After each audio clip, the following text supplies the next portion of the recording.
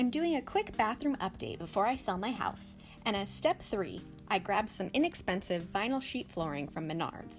It was super easy to install, and I'm excited to show you all of the details. Vinyl sheet flooring is a super cheap way to update your floors. I spent less than $100 on these materials, and I think the end result was totally worth it. I started by removing all of the shoe molding in the bathroom. If you're careful enough and don't break any pieces, you can reinstall the same molding at the end of the project.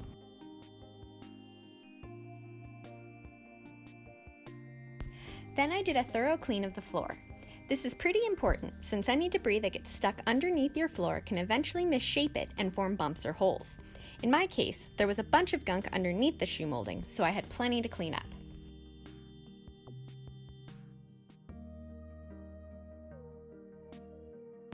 To actually install the floor, I started by laying it out in another room and cutting a slit where the toilet would go.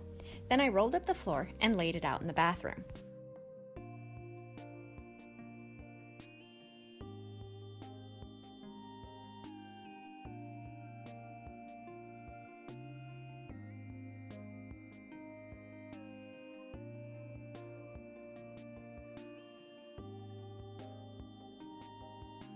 Since I wanted this to be a quick and easy project, I decided to install around the base of the toilet instead of removing the toilet and flooring underneath it.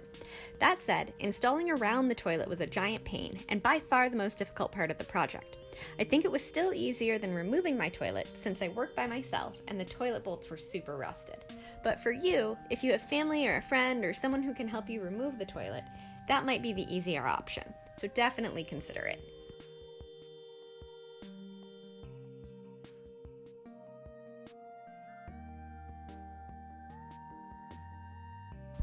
Honestly, we could sit around and watch me maneuver the flooring into place all day. It took a while and I have a ton of footage of it. But eventually, after a bunch of small cuts and movements, I ended up with a floor that I thought was generally in the right spot. That was when I started cutting around the toilet. To cut around the toilet, I made a bunch of release cuts from the base of the toilet up the extra flooring. This allowed me to push the flooring better into place so that I knew exactly where it lined up with the toilet base.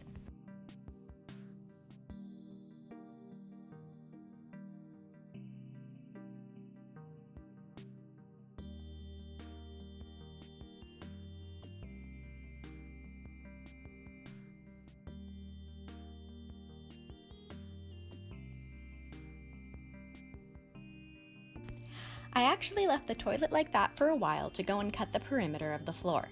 That way, I was certain the floor was in the right spot before I cut the final toilet hole. When cutting the perimeter, the installation instructions provided by my manufacturer indicated I should leave a 1/4 inch gap between the floor and the wall.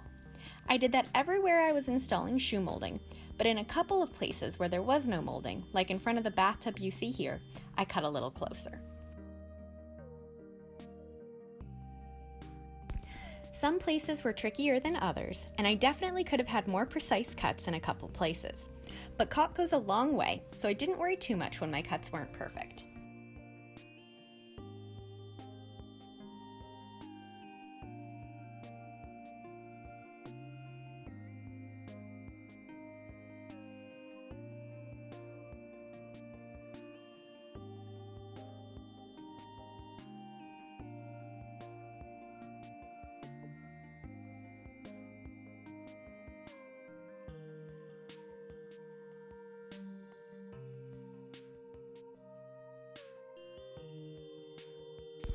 Finally, I returned to the toilet.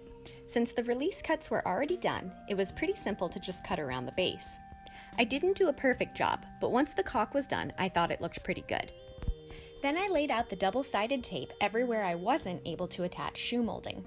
Now, in the blog post linked in the description below, I actually recommend laying the tape before laying the floors, since I think it's a bit easier to apply without the floors in the way. But I purchased the wrong tape at first, so I didn't have it available when I laid out the floors. I also want to mention that my instructions were very clear not to tape the perimeter of the floor. I'm not really sure why, but I listened to their instructions and only taped around the toilet, in front of the bathtub, and at the doorway. Once all the tape was laid, I went to each area and pulled the backing off of the tape. Then I carefully laid the floor back into place and pressed it onto the tape.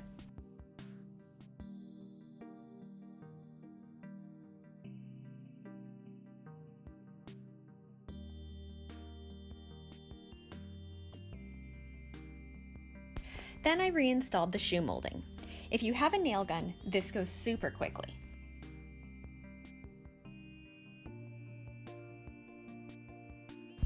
At this point, I felt like I was almost done, just the transition strip and caulking to go. I did the transition strip first, since I would need to caulk around it.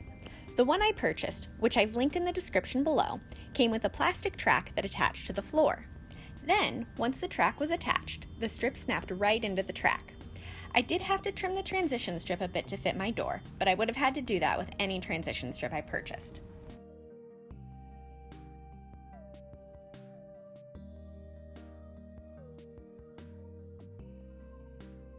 Finally, I caulked the floor. I caulked every gap I saw, between the floor and the wall, the floor and the toilet, the floor and the bathtub, the shoe molding in the wall. If I saw a gap, it got caulked. I found that with a little patience, your finger, some water, and paper towels is all that's needed to get a nice looking finish.